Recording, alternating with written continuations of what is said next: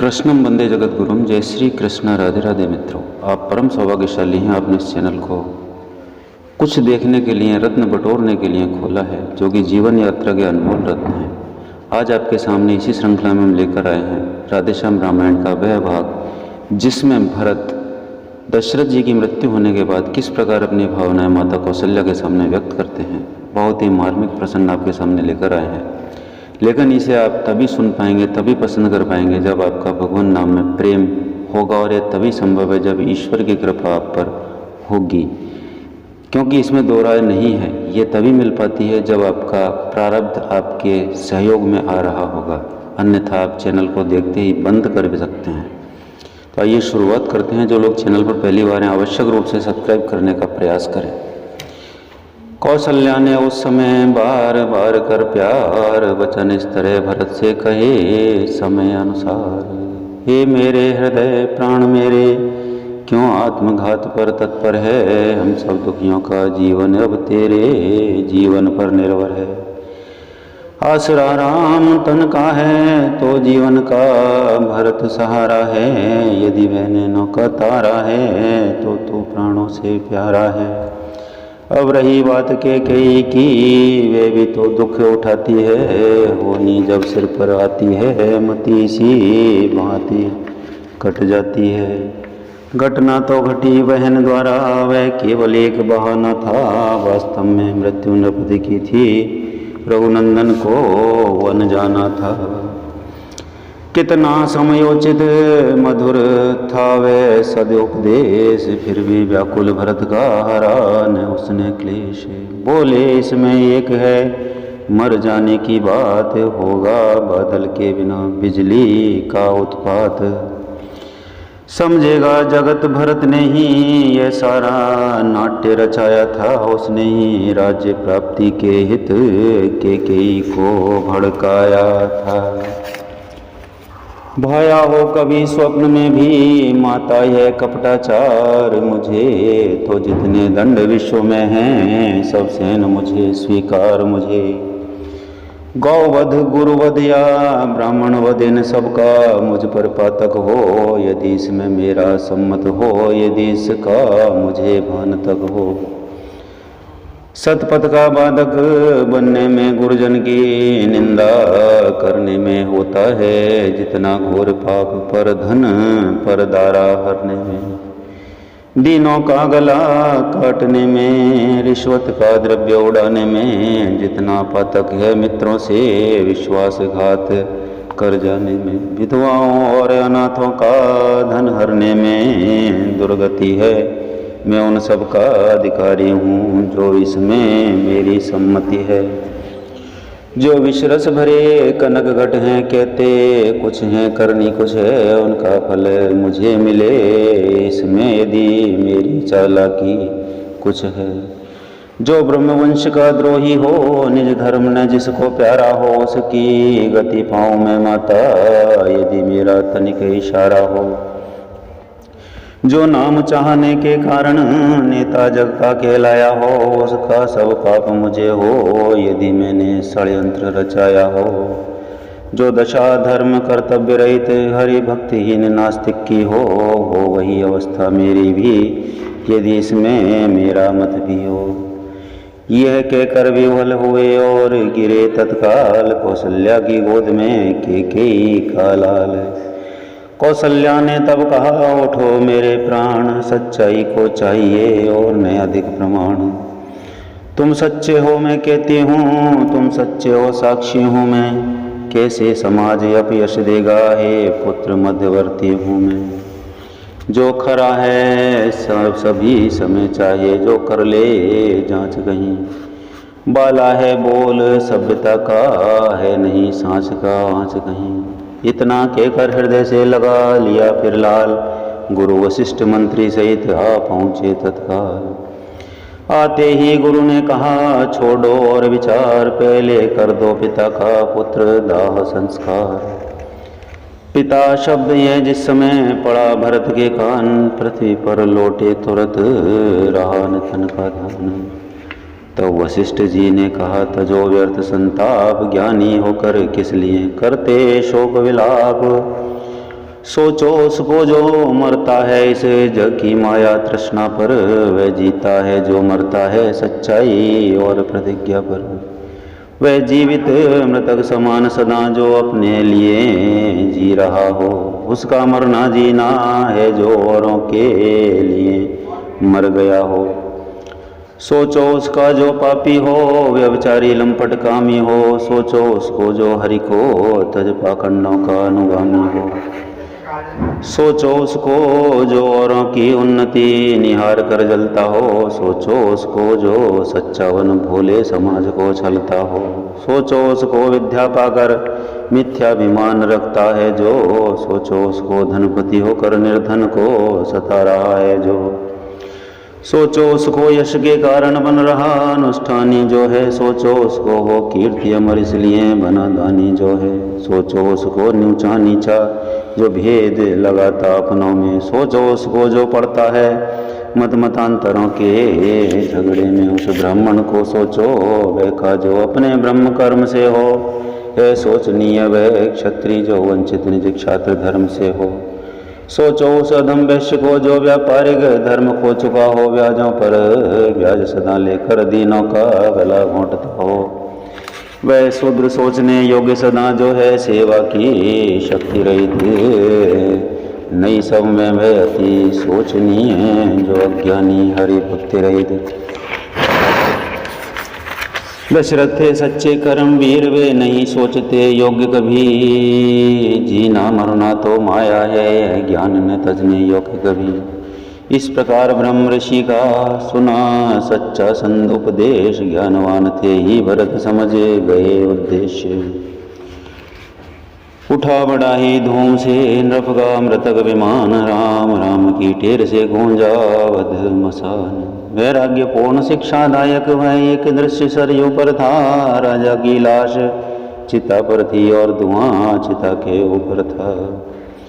उस समय भरत ने दाह किया तब ये विचार आए मन में, उड़ गया धुआं के साथ असत रह गया सत्य ही, रह गया सत्य ही सतपथ में विधि विधान से हो चुका जभी मृतक संस्कार। सभा जोड़ गुरुवर तब करने लगे विचार, कहा भरत से पुत्रवर लो अब राज संभाल, बनो वध के आज से विधि पूर्वक महिपाल। व्याकुल हो उठे भरत सुनकर यह प्रस्ताव, दृढ़ता पूर्वक फिर किया प्रकट हृदय का भाव। राजा नहीं गुरु दीजिए मुझको यह वरदान, अटल रहूं सद्धर्म पर हृदय रहे बलवान। मैं नहीं चाहता बड़ा बनूं रहने दो, छोटा ही मुझको शासन का अनुशासन मत दो, कर दो सेवा ही मुझको। शासन का अनुशासन मत दो, करने दो सेवा ही मुझको। स्वामी उसका बनना अच्छा जो स्वामी बुद्ध के समुचित हो, स्वामी उसका बनना अच्छा जो स्वामी पद के समुचित है। सेवक का स्वामी बनना तो अनुचित ही नहीं कलंकित है। भरत वचन सुन प्रजाजन पुलक उठे तत्काल, धन्य तुम्हारी धारणा हे रघुकुल के लाल। गुरु वशिष्ठ ने फिर कहा यह सब कुछ है ठीक, पर अब तो निश्चित हुआ वह है सीधी लीक। माता की तुमको आज्ञा है तुम शासन करो अयोध्या का, यदि उसे त्याग दोगे बेटा उल्लंघन होगा आज्ञा का। माता की तुमको आज्ञा है तुम शासन करो अयोध्या का, यदि उसे त्याग दोगे बेटा उल्लंघन होगा आज्ञा का। माँ की आज्ञा का उल्लंघन यदि पाप बड़ा कहलाता है, तो भरत लाल ये ध्यान रहे वह पाप तुम्हें लग जाता है। गुरु वशिष्ठ के कथन में थी अति प्रबल हिलोर, पर वह निर्मल हो गई पहुँचे भरत की ओर। बोल उठे वे कहूँ कुछ मैं भी निजी विचार, पुत्र धर्म जो आपने कहा मुझे स्वीकार। पर मैं माता की आज्ञा का उल्लंघन करता ही कब हूँ, उस मत का जिसमें पाप लगे अनुमोदन करता ही कब हूँ। मैं तो यह कहता हूँ भगवन समुचित आचार करता हूँ मैं, माता से भूल हुई है जो उसका सुधार करता हूँ मैं। ठीक उसी क्षण हुई जो धीमी सी झनकार, खुला जनाने महल का शीशे वाला द्वार। देखा काले वस्त्र में खड़ी कैकेयी मात, कहती है निज लाल से अपने मन की बात। मैं सहमत हूँ मैं राजी हूँ, मैं कहती हूँ उठो बेटा, मुझ कलंकनी के माथे का सारा कलंक धो बेटा। लौटा कर वन से रघुवर को उनका हक उनको दो बेटा, माँ के कर मुझको एक बार इस छाती से चिपको बेटा। अंधकार में हो गया दिन की तरह प्रकाश, मानो बादल हट गया विमल हुआ आकाश। खींचा वाणी ने जभी पवित्रता का चित्र, प्रकृति पुकारी बदलता ऐसा मनुज चरित्र। रव सब राजसभा सदपुरवासी वह दृश्य देख पुलका उठे, श्री राम बिरे के मुरझाए से वर्षा से हरिया उठे। नीचे ही नीची नजरों से इसे और भरत ने राम कहा, मन मानो आँखों ही आँखों में माता के लिए प्रणाम कहा। मानो आँखों ही आँखों में माता के लिए प्रणाम कहा। उसी रात को नगर में फैल गई यह बात, भरत बुलाने राम को जाएंगे वन प्रात। घर घर में इसी बात को ले जीवन या मरण समस्या थी, कारण हो साथ भरत जी के यह प्रजा मात्र में इच्छा थी।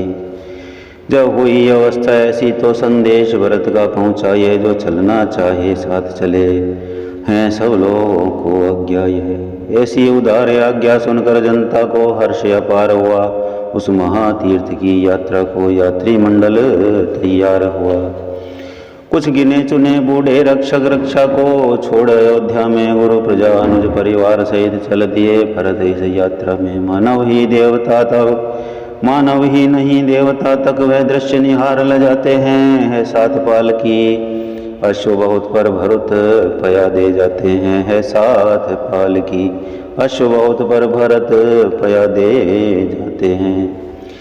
हे जग के धनवानों देखो, धन रहते धनपति निर्धन है। हे जग के धनवानों देखो, धन के रहते धनपति निर्धन है।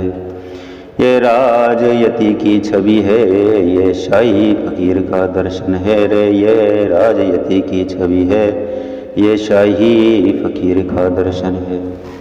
वन यात्रा में चले थे जिस प्रकार रघुवीर, त्यों ही पहले दिवस, त्यों ही ये पहले दिवस ठहरे तमसा तीर।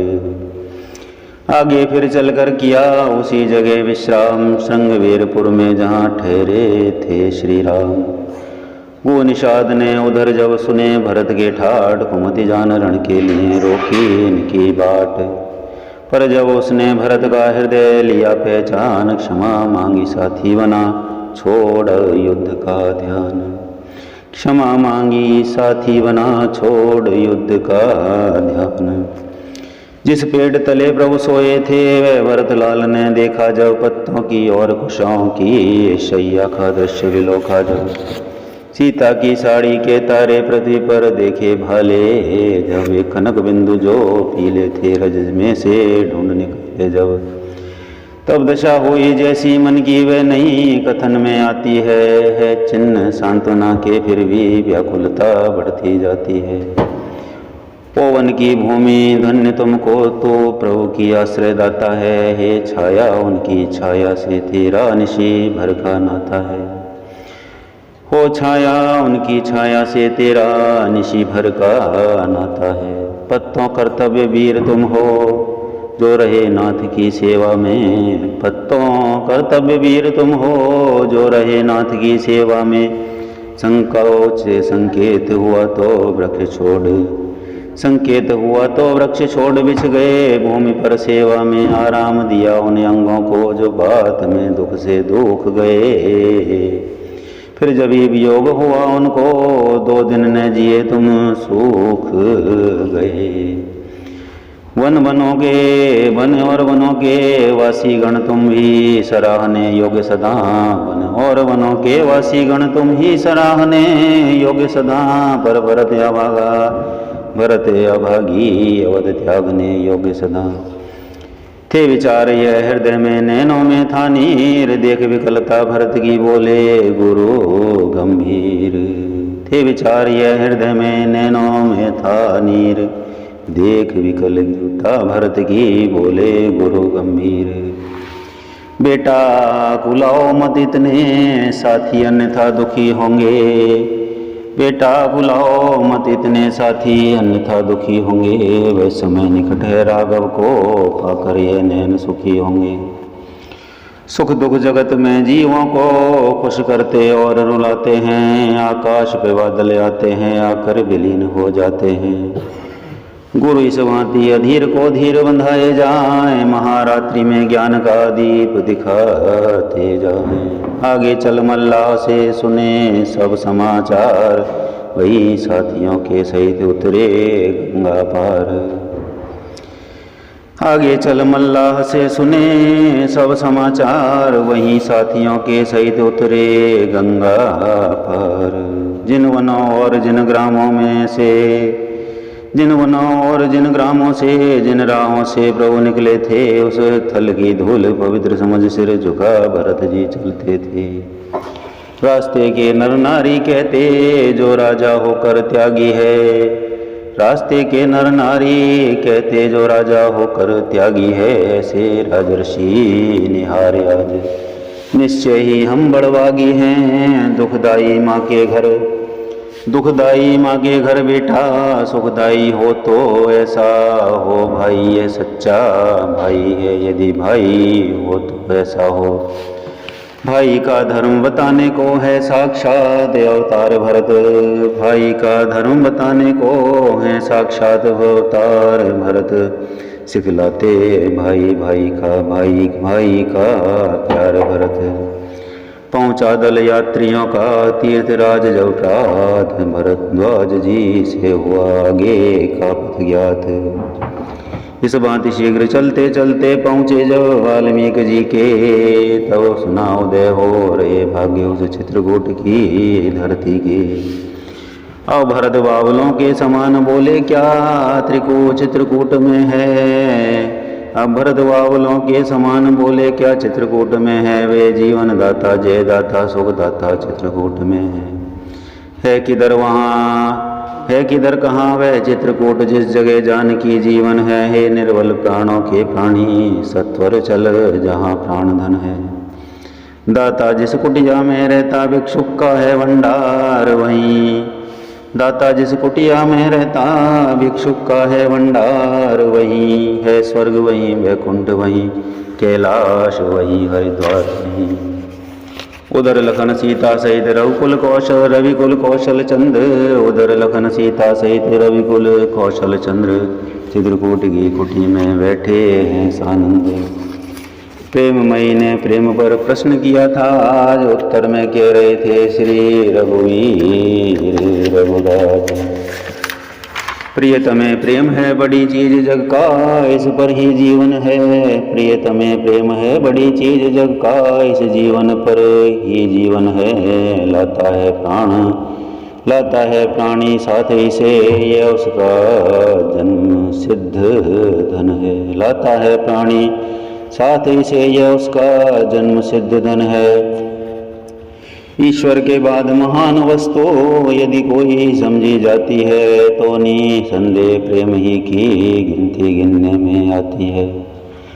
कुछ लोगों का तो मत है ये, जब प्रेम में खेद नहीं। कुछ लोगों का तो मत है यह, जब पूर्ण प्रेम में खेद नहीं, तो पूर्ण प्रेम ही ईश्वर है। ईश्वर में उससे में भेद नहीं। ईश्वर का जब स्वाभाविक गुण परिपूर्ण प्रेम के भीतर है, तो कह सकते हैं ईश्वर में है प्रेम, प्रेम में ईश्वर है।